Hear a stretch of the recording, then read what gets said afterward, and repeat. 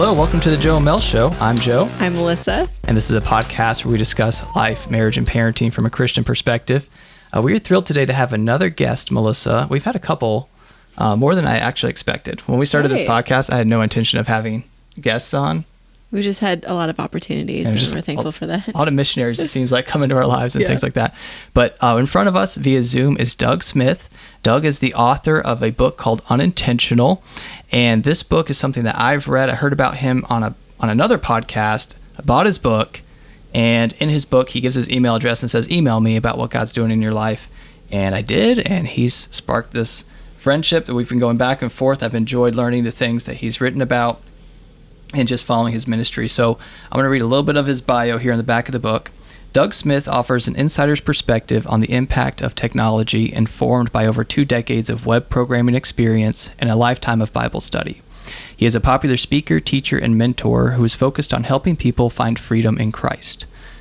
Doug is gratefully married to fellow author Lynetta, and the couple is blessed with 4 wonderful daughters. So Doug, thank you so much for coming on. Welcome to the show. Thank you for having me, Joe and Mel. It's just an honor to be with you guys. Absolutely. And Doug Smith is an expert, and I want to emphasize that he knows technology. He knows the ins and outs of how it works technically, but also he's got a life that pursues Christ, and he wants to help people break addictions of related to technology, to find ways to use technology for the glory of God. And so we're going to discuss a lot of those things, but really, Mel, we're going to focus on parenting, aren't we? Yes, we just, we would like to pick your brain about how we can raise our kids in this technology-based world. Our oldest is 6, and we have a 3 and a 1-year-old as well. And so I feel like we're just starting to think about how do we start implementing technology into our family in a healthy way, because we just see so many kids nowadays getting phones, having iPads, having tablets, just access to all these different things. And we try to limit our kids a lot on it, but we want to also help them have a healthy relationship with technology. So. Absolutely. Sure. And Doug's book is called Unintentional. We are going to be giving away 1 copy of this book. Doug is going to autograph one and ship it to one listener who requests it. It's going to be a drawing for it. So if you're interested in this book, what we're going to ask you to do is just simply message us at the Joe and Mel Show on Facebook. You can message us there if you're following our page. If you're not following it, you could follow it. And if you're not on Facebook, you can email us at wolfpodcasting@gmail.com and just say, I want the book. That's all you need to do. We're not going to collect your information. We're not going to sell it. We're not even going to give it to Doug. We just want to know that you want the book, and we're going to bless somebody with the book. And for those of you who don't win it, don't be sore losers. Go out and buy his book on Amazon, okay? It's easy to do. You're going to be on Amazon anyways later today, so go find that. But anyways, Doug, let's get started. Your book is called Unintentional: How Screens Secretly Shape Your Desires and How You Can Break Free. What do you say to people when they meet you, and maybe they learn about what book you've written, and they say, oh, Doug, you must hate technology? What is your response to that? Does Doug Smith hate technology? Oh, that's such a good question. Thank you for leading with that. No, I actually really love technology. So when we talk about the word technology, it's a very broad term. And oftentimes when people get into this, even screens, like what's on a screen, very broad. I'm a lifelong software engineer. I've been a nerd all my life. So I've been drawn into technology for years and years, and I continue to be on the cutting edge. My bio is a little out of date on the book in that I took a job with Covenant Eyes just a few years ago, and so I'm an Android engineer now for Covenant Eyes, and so I'm on the cutting edge of all kinds of the filtering and opportunities there for developing the latest strategies for helping people on Android devices. So yeah, I love technology. What I do not love is intentionally addictive, toxic technology and the consequences that technology has on people's lives, adults and kids alike. That's excellent. Oh, yeah. So, we, like I mentioned earlier, we're young parents and we have 3 young kids. We think we're young. Some people think we're old. Oh, you're blessed. And you are very young, and you're very blessed with a wonderful family. Good for you guys. And so we would like to just ask, what would be your advice to, we have a lot of friends that are kind of in the same season that we're in. And what advice would you give to young parents of kids that are wanting to expose their kids to technology, but in a healthy way, showing healthy boundaries? Just kind of what some steps should we be thinking about when we start introducing those devices, even internet access to kids? Sure. Such a great question. And man, it could be a long answer. I do talks on this for conferences. And so it could be, okay, give me an hour to talk. And I want this to be a conversation. But so I will start with, first of all, when I set up the problem with parents or the situation in life, I ask this question: what kind of a world are we raising our kids to live within? Are we raising them to live in a world that's essentially a theme park where their goal is to have as much fun as possible? Or are we raising our kids to live in a world that's essentially a battlefield where there's a battle for their hearts and minds? And as Christians, I think if we look at the Bible, we know that there's a battle for their hearts and minds. There's a battle for all our hearts and minds. And so recognizing, just as Christian parents, we already know this. We already know, we were stranger danger, even before technology, right? We knew that there were things we had to protect our kids from, and that there's an enemy that wants to steal, kill, and destroy. Right. And so we need to be all about that. So first of all, just recognize we have to fight for our kids' hearts and minds. We cannot go along with everything. Mm-hmm. So that's where I start with kind of framing the question. But then, so even going back to your first question, do I hate technology? Because it feels like in this conversation, it's all about saying no. You can't do that. Yeah. If you're going to be responsible, it's all about no. And so, but that's really hard if you don't have some kind of a better yes, a reason that you are saying no to some things so that you can say yes to other things. And say yes to the best things. Again, as Christians and Christian parents, we want to say yes to God. We want to follow Christ with all our hearts, and we don't want anything to get in the way of that. And so anything that might get in the way of that, we want to watch out for. And so we set a context for that better yes by defining a mission for our family, by saying, what are we here for? Why are we here? And making that as specific and as yours in your own words, and it doesn't have to be big and fancy. It just has to be yours. Like, we are here to serve God and go where He leads us, and we, especially as a family, we care about helping people who are homeless, or we care about reaching out to missionaries. We care about we care about helping youth. We care about at-risk youth. Whatever this is what we're here for. And so therefore, not only on technology, but this is how we spend our money. This is how we spend our time. Right. This is how, so within that context, you set this mission. From there, and these are just high level, we can drill into specifics, but just from there, then the parents have to actively live out the mission. So one of the funny things that happened when I was writing my book and when I talk about it is people will come up to me and say, man, the kids need to hear about this message, don't they? Those kids. Those kids out there. Those kids. Yeah, but it's not. It's us. It's everyone. It's every adult. One of the stories I've told in one of my talks is of a 70-year-old woman who got addicted to Facebook and stopped doing all the needle points she was famous for. And because she got into the conspiracy theories, and she just lost it, right? And so it's everybody's can get hooked. So we, as the parents, have to live the real deal, have to be the real deal, and have the boundaries. And that was really the audience for my book, is to get our lives together so then we can help our family. And then we lead our kids in that. And so we can go into specifics from there, however you want to go. But yeah, once we're living the mission, then we lead that mission, and we help the kids see how our technology choices fit within the context of our mission all the time.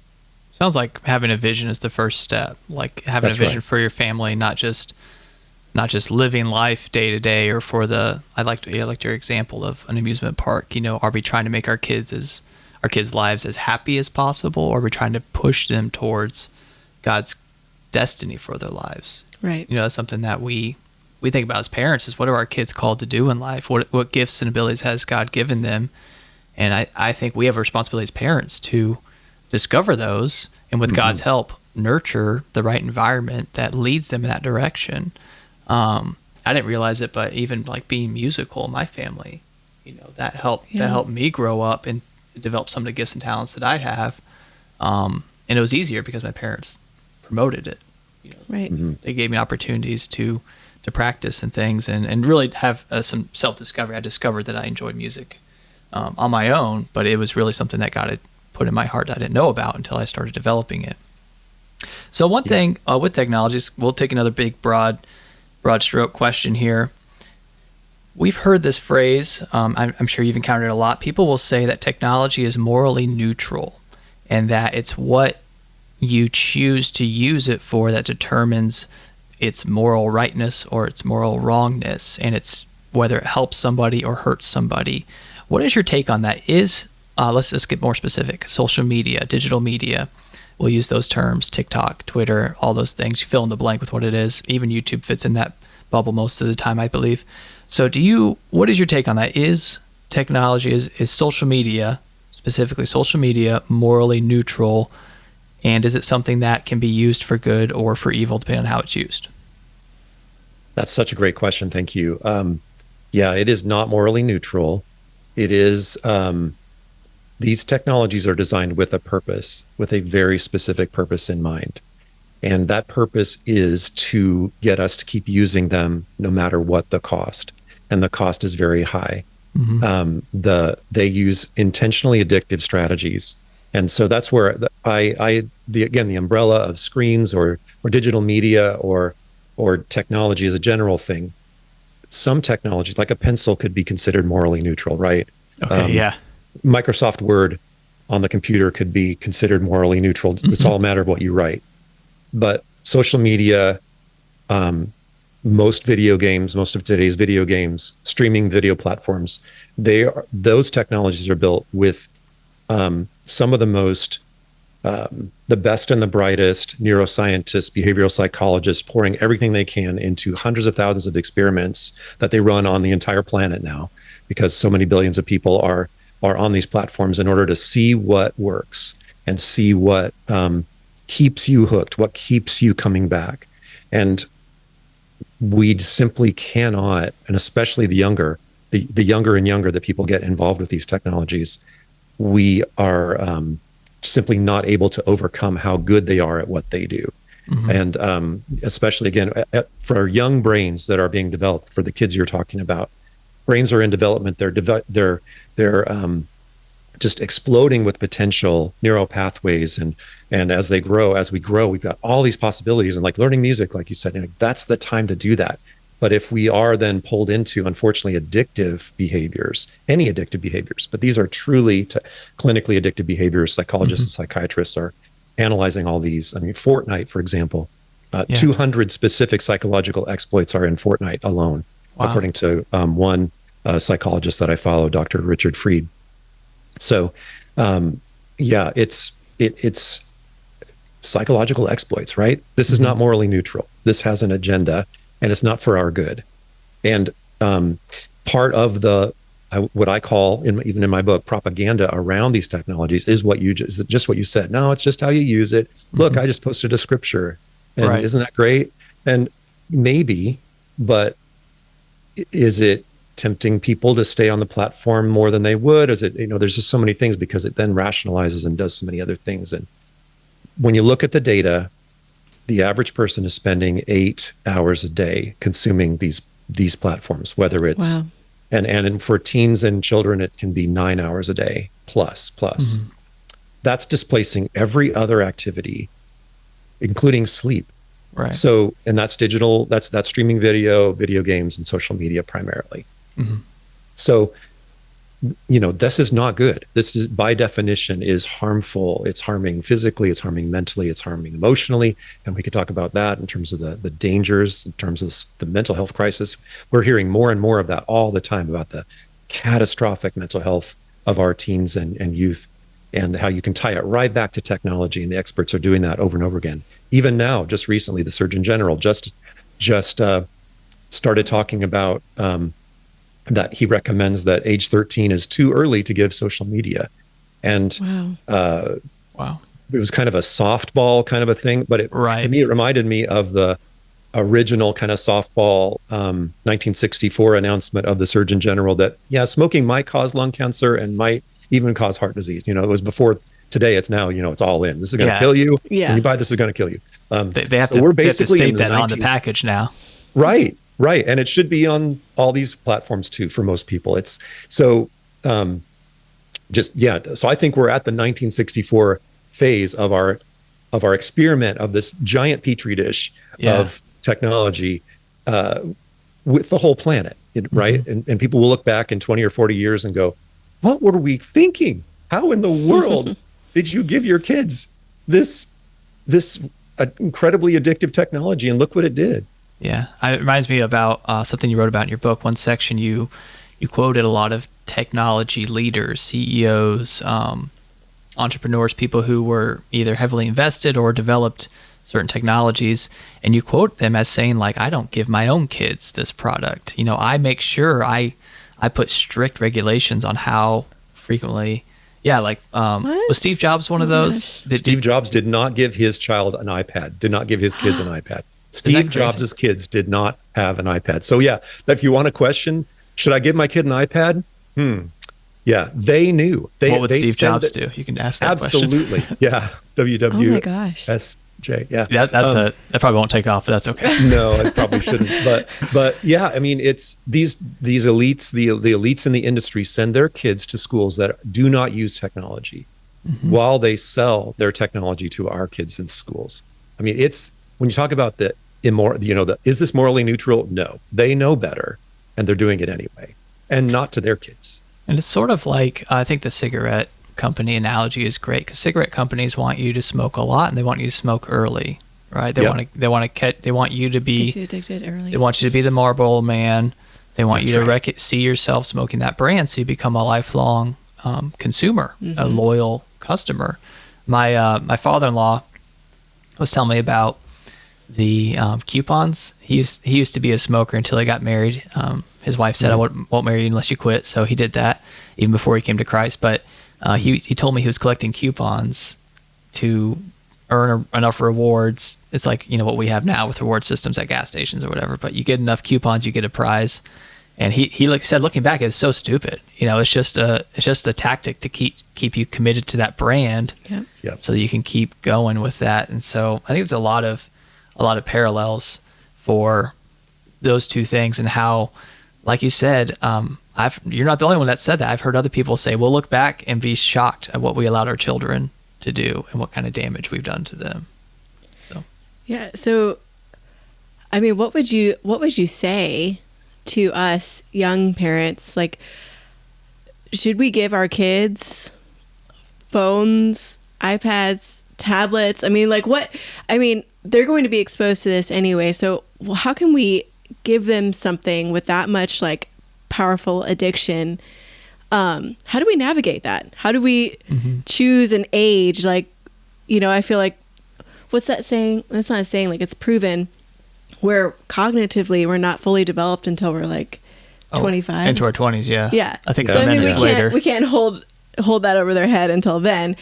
What would you tell us with our kids? What would you suggest as far as giving them these tablets or phones or something like that? How do we navigate that knowing that there's that much power in the addiction? And what have you done in your family? Because you said you had 4 daughters. Yeah, good question. Both of those are great questions. I'll take the second one first, real quick. And I made a lot of mistakes. I wish I would have done things differently.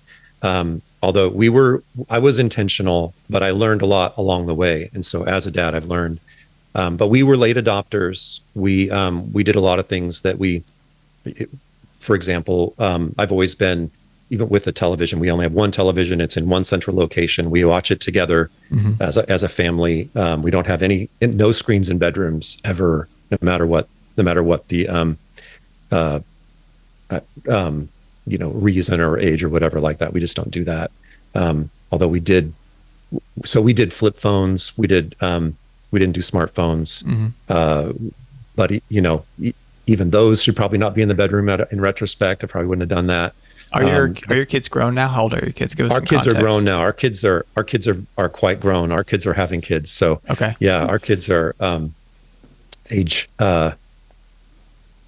35 down to 26. Okay. I think. Yeah, that's Okay. about right. 26 is youngest, so that's not too far. I just one of the pushbacks you'll get when you even if your kids are 18, 19 years old, one of the pushbacks you'll get is, well, kids need smartphones now. They didn't need smartphones when your 26-year-old was 16, but with school and with this and with that. Yeah. So No. I'm not saying that, but that's something that No, you'll get for the rest of the time that you're talking about technologies. People will try to use that as an excuse. I totally get it all the time, and parents do too. There's a lot of, what I think is there's a lot of intuition. Parents know this, but they're going along because it's easy. It's so overwhelming, and they don't want to fight this battle. And so we just like anything else, we rationalize, right? We just, Right. yeah. And so, and if somebody else is doing it differently, then they make us look bad. And so we make them look bad instead. It's just like anything else. Like, you don't let your kids have, I don't know, have candy after 8 o'clock or whatever, whatever it is, you make me feel bad. So there's a lot of guilt around parenting, that kind of stuff, which is, we don't want, sure. and we don't want to put any of that on anybody. But what we want to definitely just say is that, so to answer, Melissa, your question, no, we do not want to give our kids personal internet devices until they can show the level of responsibility of an adult, and probably and buy one of their own. My recommendation, and I don't like to give exact numbers, but if I would give an exact number, I would be targeting 18 for those devices. For like the first internet capable personal tablet or cell phone. Right. And that when I say that in a room, it takes the air out of the room. Right. I mean, it's like, and we need to probably answer the question, what do I do if I've already done that? So we should put a That's pin on my that. list. That's on my list, Doug. Yeah. You're smart. Good. So the reason is, again, our kids, and you even said that, their brains simply cannot handle this level of addiction. They do not need it. They do not need it. And people need to hear that, and they need to be okay. Like, one of my favorite resources on this that I'll talk about a lot is Screen Strong, an organization called Screen Strong, and they're screenstrong.org. And they're the best on parents and how to live Screen Strong. And so I'm an ambassador for them. I've been friends with their founder, Melanie Hempy, for a long time. When I was doing my research for my book, they were just getting started, and they're fantastic. They have a class, but their whole approach to it is the medical, scientific-based arguments around that, and mine is way more about the Christian discipleship argument. So we fit really well together. So anyway, all that to say, they talk about a lot about parents. You know best for your kids, and you're going to have to be willing to take a stand for them, both against the world and against your friends, and against them too. So there's lots of strategies around how you do that. Even getting one or two other young families as friends and agreeing all together, okay, you know what, we're not doing this. Let's do this together, and let's make a pact. And we are going to play together with Legos, and we're going to play outside. We're going to do all the things that kids need to do. We're going to, and we're not going to, and when they come over and play at our house, we're not going to do this. And when we go over to play at your house, we're not going to do that. And so you're going to need that community to encourage one another. But yeah, it's there is no upside, and it's all downside for that. The things that these technologies are replacing in the lives of our young people: learning music, which is awesome, learning sports, learning languages, developing, as you said earlier, Joe, that your God-given gifts. Like, you have gifts. What if, what if the kid who's gifted to cure cancer just, loves TikTok now? They're not going to do it. They just aren't going to have the brain capacity to do it at all. What if the next, I don't know, Charles Spurgeon or, John Wesley or whatever, that there are Clara Barton, instead of memorizing the scripture, they're memorizing all their friends' Instagram feeds and what they're going to have to do to build up their personal brand. No, we do not want that for our kids. So yeah, it can be done. It's totally worth it. And your kids will thank you. I quoted this to my wife many times, the Proverbs 31 that talks about your kids will rise up and call you blessed. They may not do it today. They probably won't do it when they're 6, and they probably won't do it when they're 16. But they will later. They will thank you especially as they look at their friends and go, wow, thank you for fighting for my heart and mind. Mm-hmm. Well, I really love that suggestion that you gave about finding some families that you can make a pact with and have a community with, because I have felt that pressure myself as a mom, seeing other families integrate technology into their family, and my child asked me, why don't I have a tablet? Why don't I have a phone? Or when am I going to be able to do those sorts of things? And I don't have an answer for him because because you don't want to diss someone else's parents, right? I want to be very careful. You don't about want to say, well, they don't love their kids, so I would never say that. And we're all trying to do the best we can. We got to give parents feedback, but that's a great thing. But I feel this guilt, like my kid is going to miss out on all these other fun things that everybody else, all the other kids are enjoying, if I don't let him have these sorts of things. You feel that pressure, and I think it's really. It can almost be even like a spiritual pressure, like trying to compete. And so I really like what you said, finding people that you can have a community with that share your same values and same standards.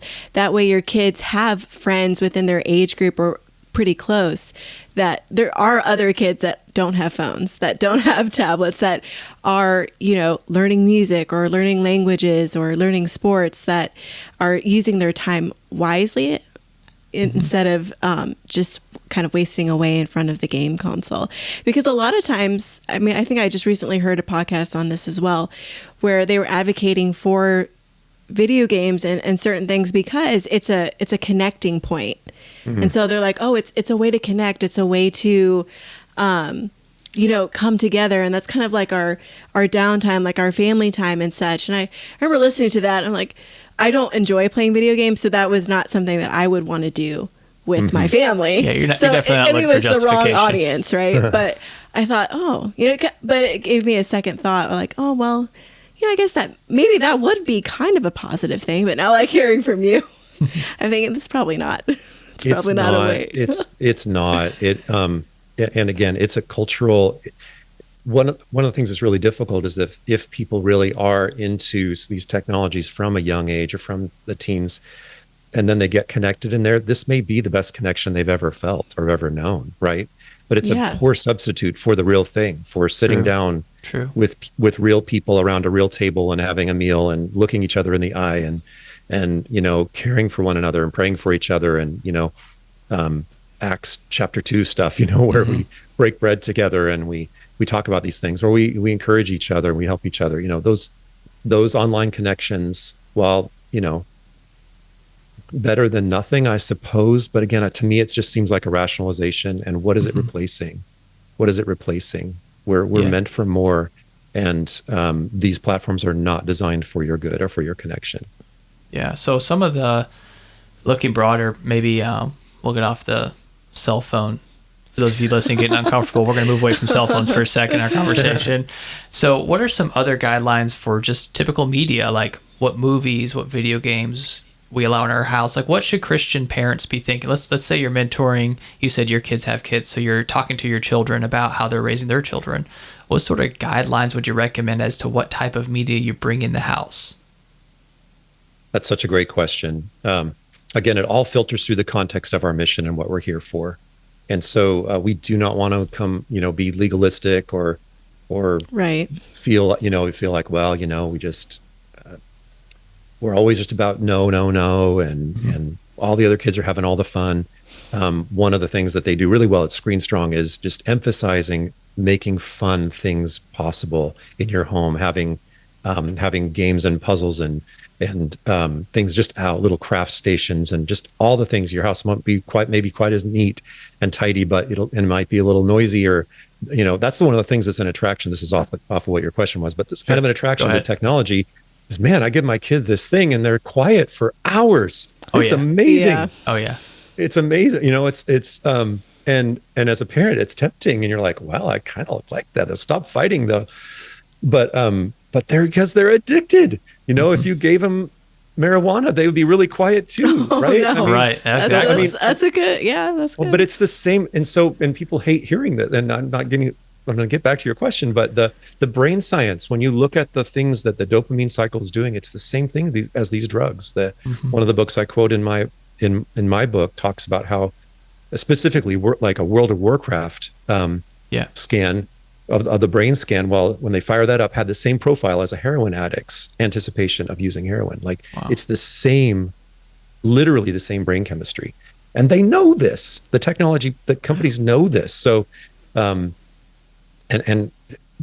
the fact that we try to justify it and not fight against it is just unfortunately short-sighted. So guidelines, in our family, there's so many different kinds of media and so many different kinds of I really try to filter things through Philippians 4:8 is one of my favorite things. Whatever is true, whatever is honorable, whatever is right, whatever is pure, whatever is lovely, whatever is of good repute.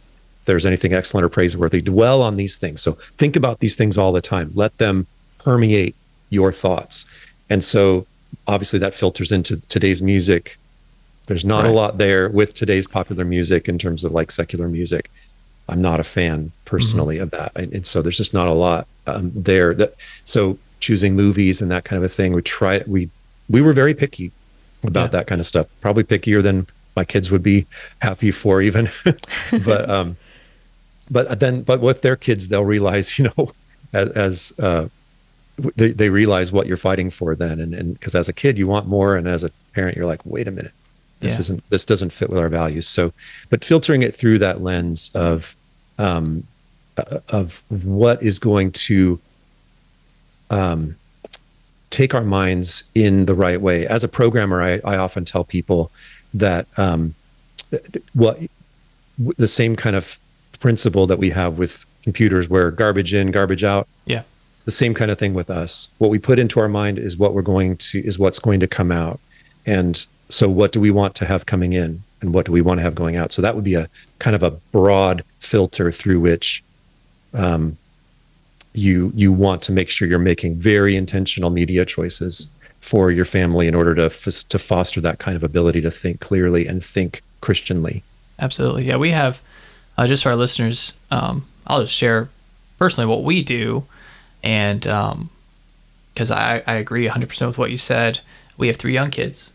And we've noticed that if there's a TV on, those kids are going to stop whatever they're doing and watch the TV. So we, like you, we have one TV in our house, but if you knew how small our house was, you would think that doesn't actually count. We may not have room for another TV in our house, but we have one TV, and we limit our children strictly to 2 hours a day on TV watching. We rarely hit that point. We rarely get that far. Anyways, usually our schedule is so busy, we're usually bouncing from thing to thing, especially now that House is in school.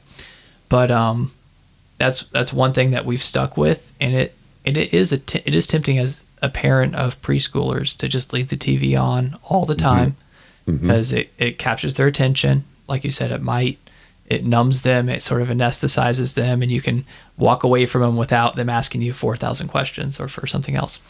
But those are some things that we put in. But again, we are open and we're looking for more guidance from the Holy Spirit. What do our kids need? Because not everyone's family is the same.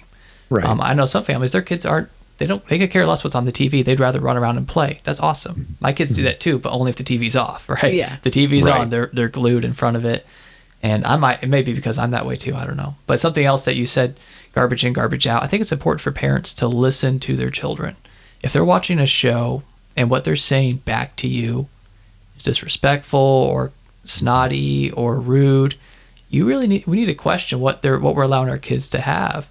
And sometimes, you as much as we can, we like to watch with our children, not just blindly choose something. We're very picky as well. But we should be listening to our children, and then I guess that goes for all media, and then be willing to make changes. You know, tell your kids, hey, we're not going to watch this show anymore, and give them a reason why. You don't have to give them all the details, but we've had to do that in our own lives. Yeah, there's been a few shows that just promoting values that we don't hold. And I've had this conversation with our 6-year-old. He was literally just asking me a couple of days ago, why don't we watch this show anymore? And I shared with him, you know, I try to answer all his questions because he wants to know.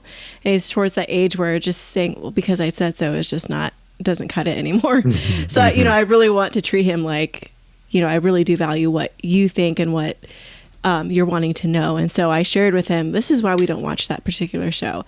And he had kind of understood, but I think I'm going to use next time, open up the Bible and say, well, what does Philippians 4:8 say? That's a great idea. I really like, maybe we should print that, put it below our TV. Yeah.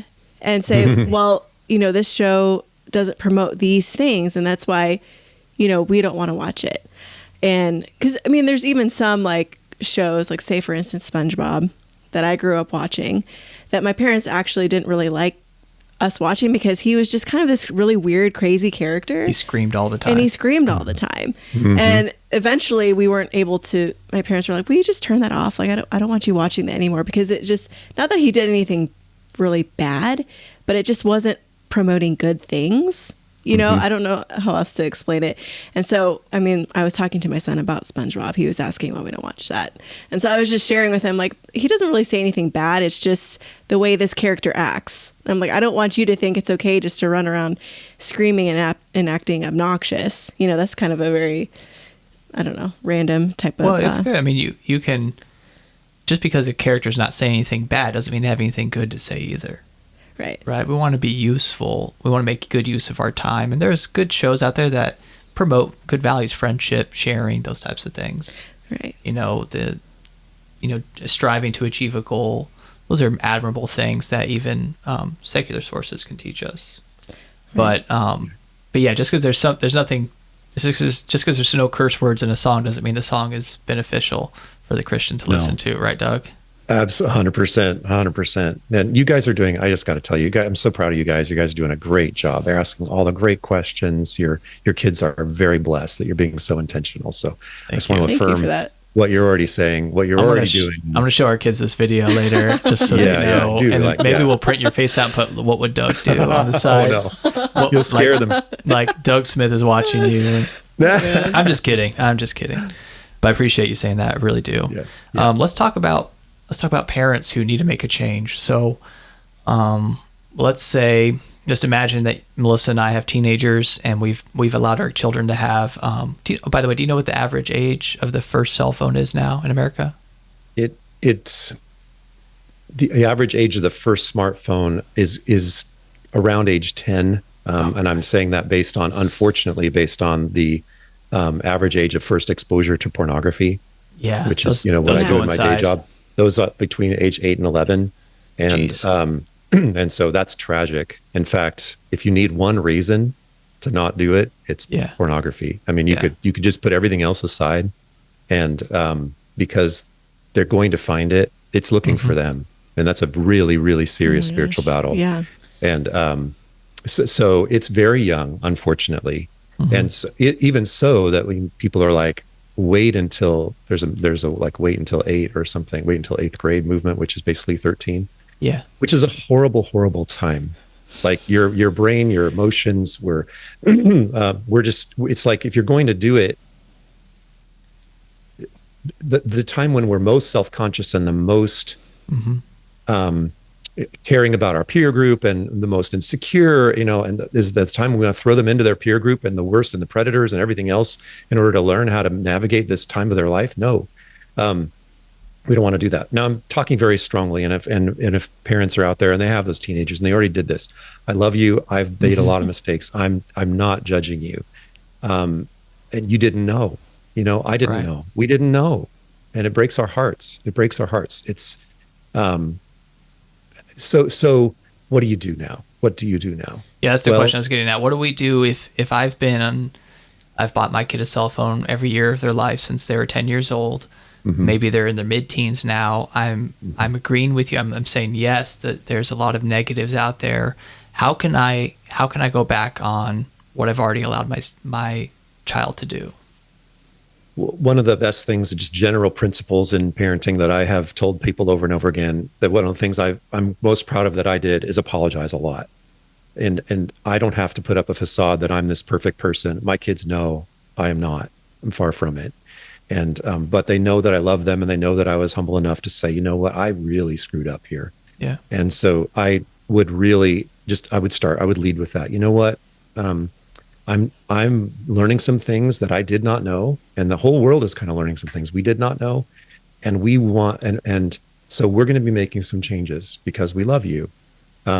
We're not going to do this all at once. It's not going to be like I listened to this podcast and now all of a sudden I'm going to run over all the devices with the car. As tempting as that might be, that'd be fun.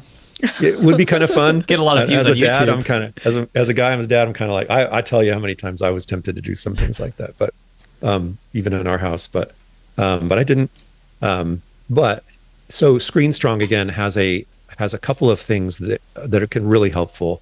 There's a 7-day challenge and a 30-day challenge. That what it can start with is just give your family the breathing room and the chance to see what life would look like, not only without these technologies, but they have a lot of suggestions in what to replace them with. So what else? What do you do instead? Yeah, when you cut 8 hours out of your day, that's a lot of time to fill in. Well, first of all, they're going to have a lot of sleep to catch up on. So that's because it does displace a lot of sleep, which is terrible for teenagers. We need a lot more sleep in our teens.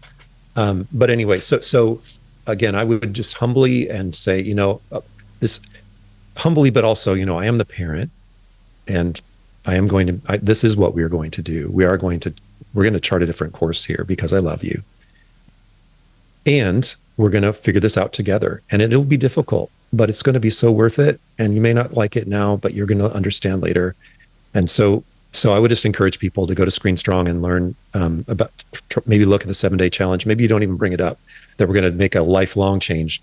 Hey, let's just see what happens if we take 7 days off, guys.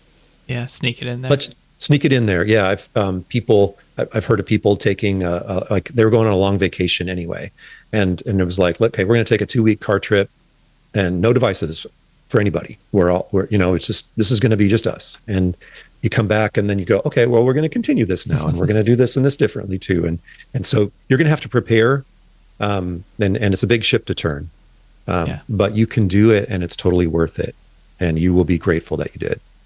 Yeah, can you speak for a moment on the role that parents play as role models? Because I imagine, I know teenagers, they're like hypocrite hunters, right? If you show the smallest sign of being a hypocrite, you're going to be labeled and chastised. Yeah, you're going to hear about it. You're going to hear about it. So what would you say to parents who maybe they feel insecure about asking their kid for their cell phone when they're on Twitter or Facebook 6 hours a day themselves?